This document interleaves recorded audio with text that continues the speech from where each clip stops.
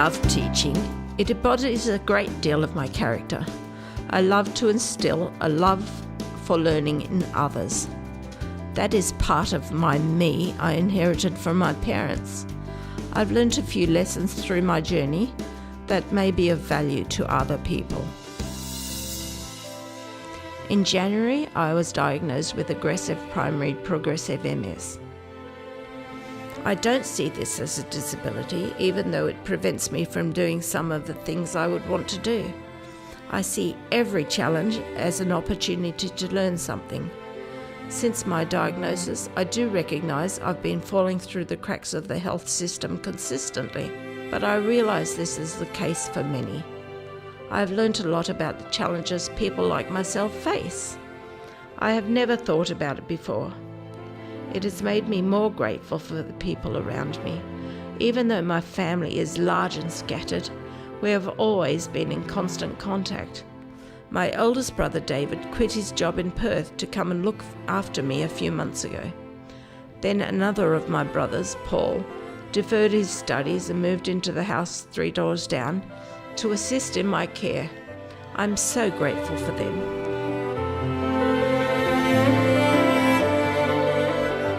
I didn't know the NDIS would be available to me.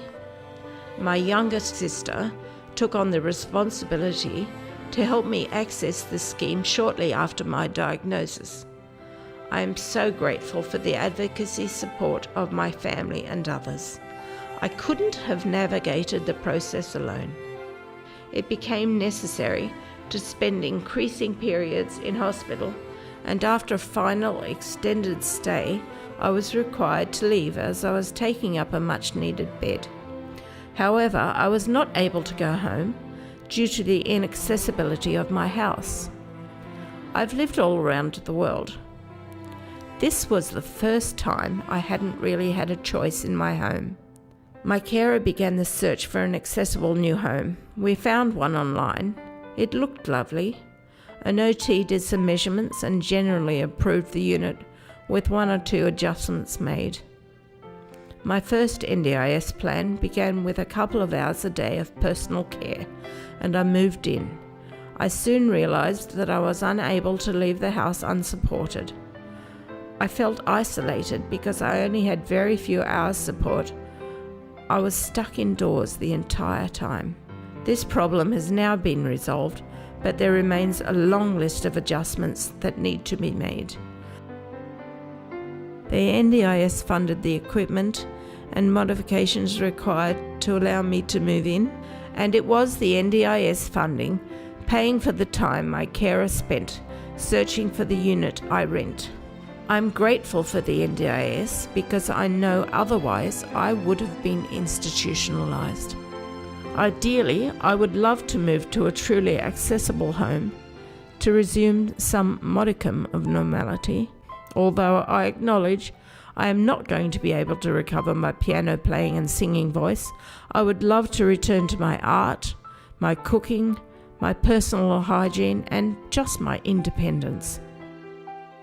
I recognise it isn't the NDIS's role to find a suitable home, and no amount of funding in my plan will create an accessible home for me, which would give me true choice in where I live.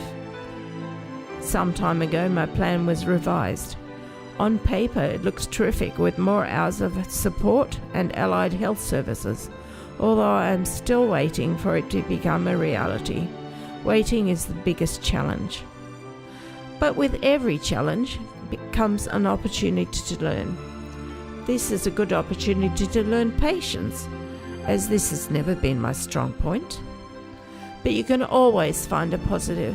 The negative will just make you feel bad and it never changes anything. My journey has taught me several other lessons as well. Never put stuff off. You never know what is around the corner.